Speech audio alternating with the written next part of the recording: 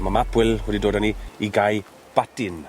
Ydy, Caeau a Batin, maen nhw'n ddweud yn lleol, ond Caeau Batin neu Batin, mae'r ddau yn cael ei ddefnyddio fel ei gilydd. A cyfeirio ma hyn at y dull o digroeni'r tir, codi'r tywyrch, ac yna I losgi o fel fyddwch chi'n llosgi mawn, a'i osod o wedyn ar y tir I ffrwythlonio.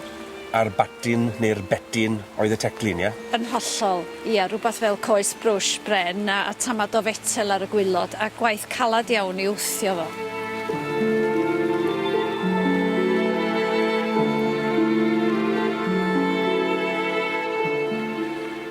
Dwi ddim wedi brofi bod y Batin ac eglwys wedi bod yma, ond mae naws y lle yna ladin I siarad yn distaw.